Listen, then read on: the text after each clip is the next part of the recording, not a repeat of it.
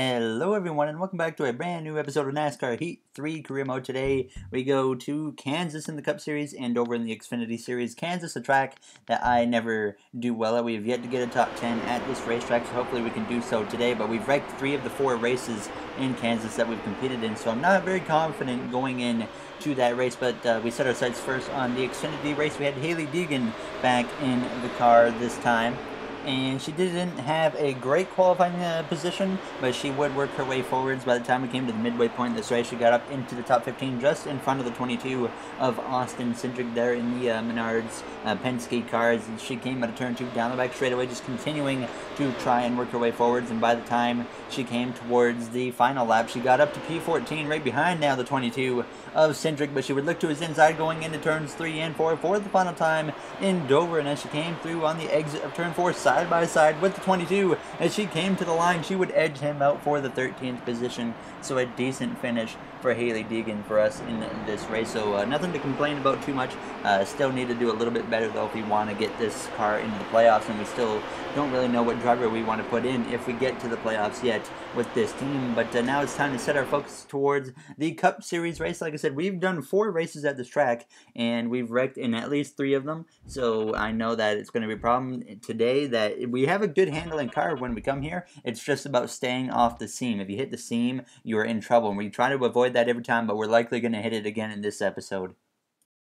And we were given the green light to run the double for the next episode. We will be running the Monaco Grand Prix and the Coca-Cola 600, which is going to be very fun. But as we came to qualifying, we made it to the second session in here, in the qualifying round in Kansas, and we cut down to the apron coming across the line. We would hit a 30.555, and I would call it there. I knew we weren't going to make the next round, and we will start in a disappointing 18th place. So let's see if we can rally our way towards the front. Good evening, race fans. Tonight, the Monster Energy NASCAR Cup Series is at Kansas Speedway for the running of the KC Masterpiece 400. Tomorrow is Mother's Day, and that means we're about a third of the way through this exciting NASCAR season. What better present for Mom than a win tonight at this 1.5-mile tri-oval? Who will make their way to victory lane and possibly submit a spot in this year's playoffs? Let's head down to the track and find out. Happy Mother's Day, everyone.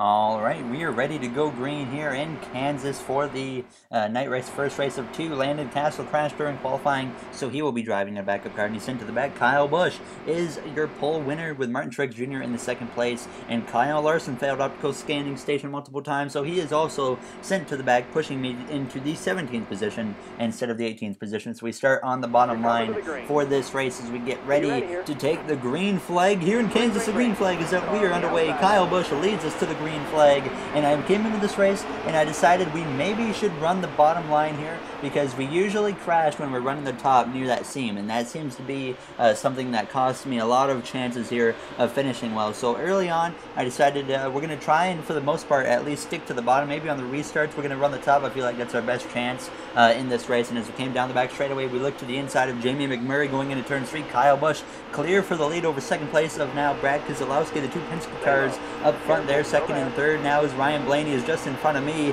as we come through the tri-oval down across the line to complete this first lap. Looking to the inside of Blaney, making a 3 wide with him and Chase Elliott now as we head down into turns 1 and turns 2, getting ahead of them. Looking to the inside of the 3 of Austin Dillon, quickly moving our way forwards now as we approach the inside of the 11 of Denny Hamlin, now 4 wide for a brief moment with the 11, the 4, and the 14, but they clear us down the straightaway as we go down into turns 3, so obviously we're not able to gain those positions now as we come through turns 3 and 4. Boyer, he's losing some momentum up top now as we come out of the corner, moving into that 12th position after starting 17th, and now up to 11th as we cross the line. So we've gained a good amount of positions here now as we look to the inside of the 11 of Hamlin, and we would take that spot away as well, and we would move into the top 10.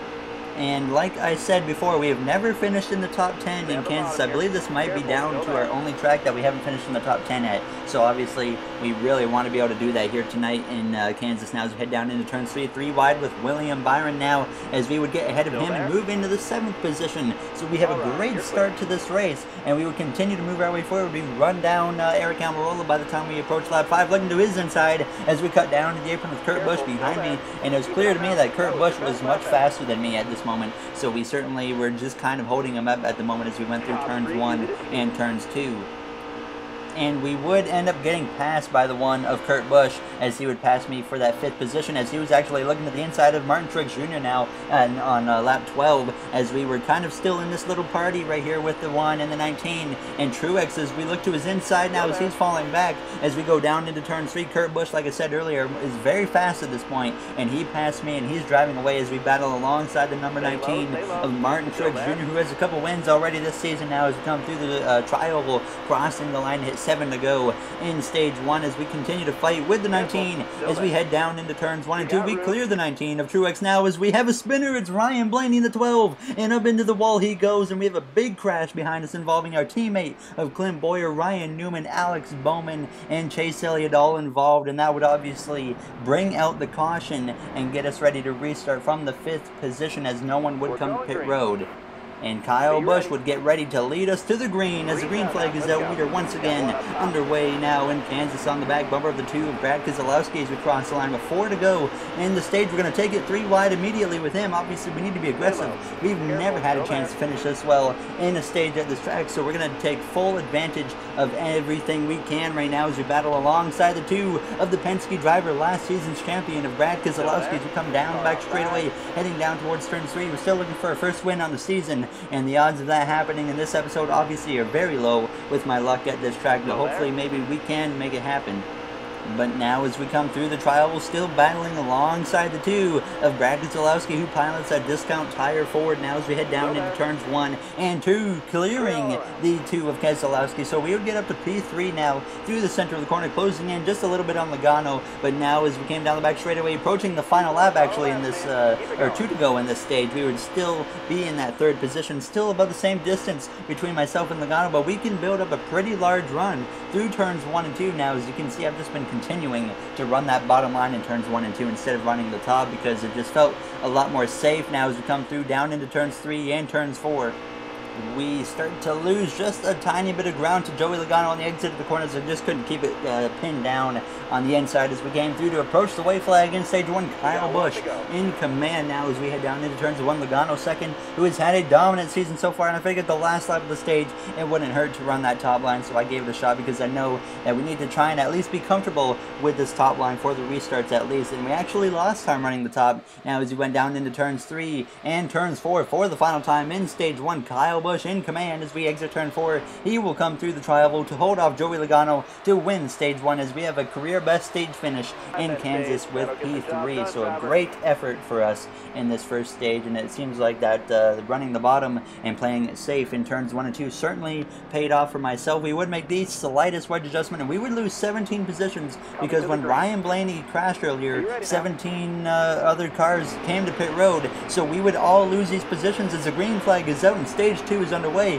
And I look at this as a potential opportunity, but Kyle Larson actually was one of the drivers that stayed out, so he is in great shape. He is up at the front of the field, and this gives him a chance to maybe run away with the stage now as we're going to hop up to the top line here alongside the 18 of Kyle Busch, taking him and Joey Logano 3 wide now to come down the back straightaway on the bumper of Haley Deegan as we head down towards turns 3 for the first time in this second stage, continuing to run the top line at this point now as we would pass all of these slower cars as we came out of turn 4, coming alongside the 66 of Joey Gase as we come through the trial. Would complete the first lap in this second stage now as we're 3 wide with him and Brendan Gaughan as we head down into turns 1. Larson there battling for that second position. He is in great shape. He can definitely run away with this stage victory if he can just get to that lead now as we come out of turn 2 down the back straightaway side by side with 8 of Daniel Hemrick, taking that 10th position away as we head down into turn 3. Ryan Blaney up here as well, as he did not DNF from his incident, so he's still in this race, but certainly looking a little bit off the pace now compared to what he should be running,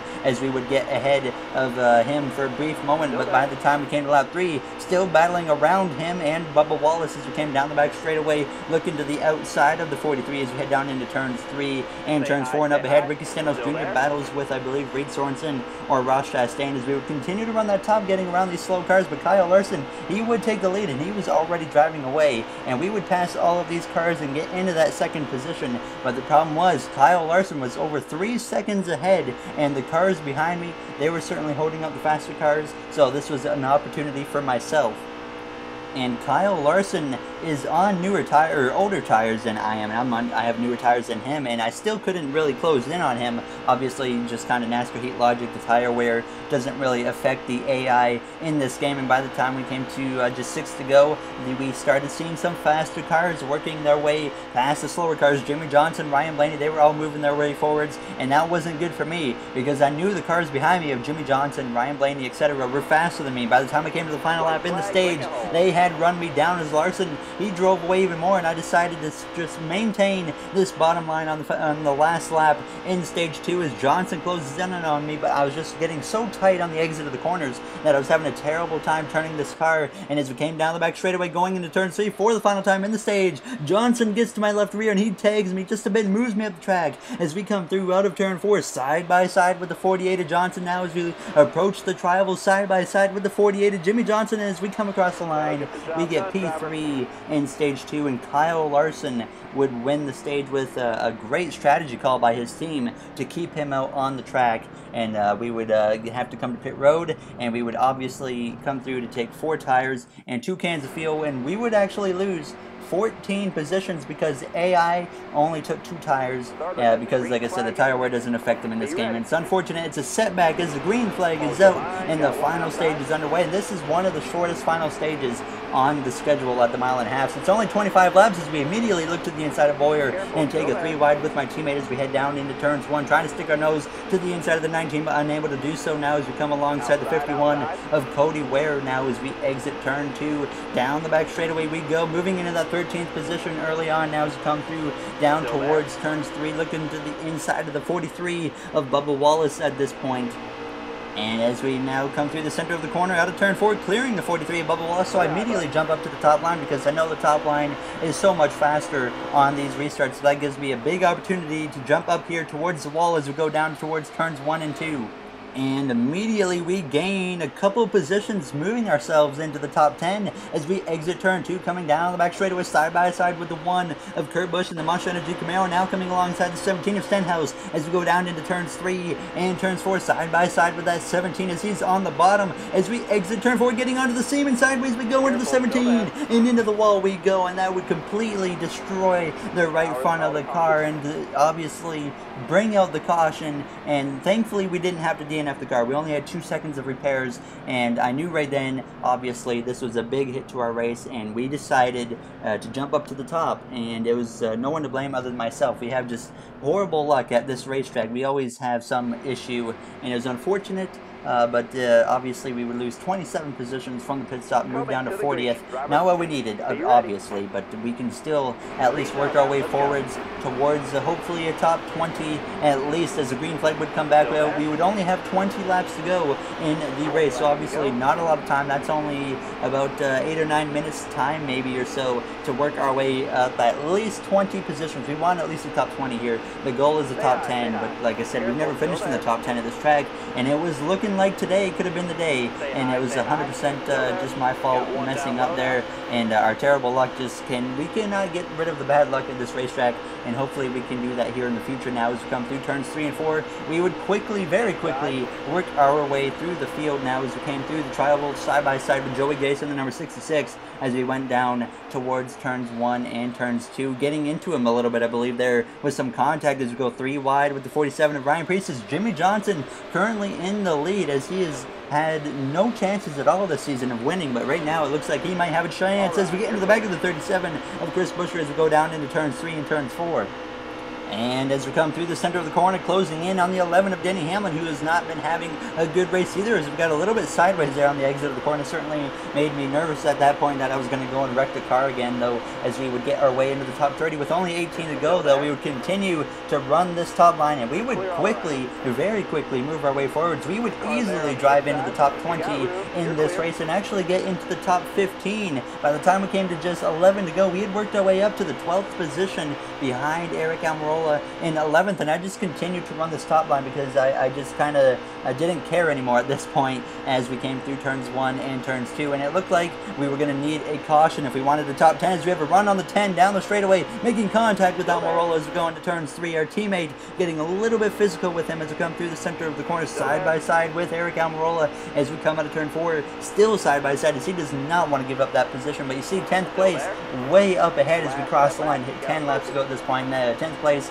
is currently occupied by the 9 of Chase Elliott and the Hendrick Motorsports driver now as we would clear Almirola, and we just could not run down the 9 of Elliott as we got a little bit loose there on the exit of the corner. By the time we came to just 3 laps to go, Eric Jones and Martin Triggs Jr., the 2 JGR drivers, had both run me down, and I felt like the outside in turns 1 and 2 was my only chance to at least keep me in the fight as we came down the back straightaway, clearing the 20 just for a brief moment as it was just a fight between these guys because it didn't look like we were going to get a top 10, obviously, unless someone up ahead has a problem or we get a caution. As we approach 2 laps to go, it does not look like we're going to get that caution as we come down the front straightaway through the trial side by side with the 20 of Eric Jones as he's pulling ahead as we head down towards turns 1 and turns 2 as we jump back up to this top line and try to make sure we stay off the seam so we avoid crashing like we did earlier now as we come through the center of the corner, exiting turn 2 side by side with the JGR driver of Eric Jones to come down the back straightaway heading towards turn 3, and it looks like he might have me now as we're forced to run the top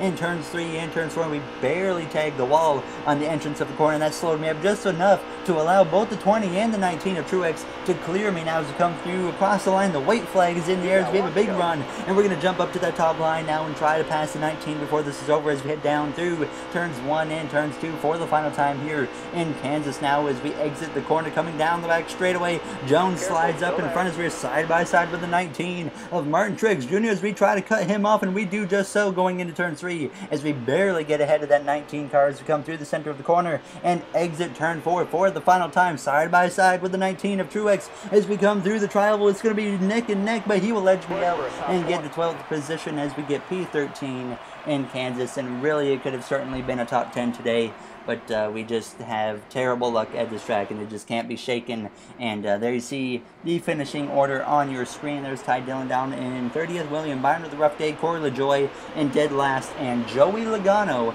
would once again win, so he's at 3 or 4 wins. I believe that's 4 wins now this season for the 22 driver. Yes, it is 4 wins for Joey Logano, so he continues a dominant start to this season.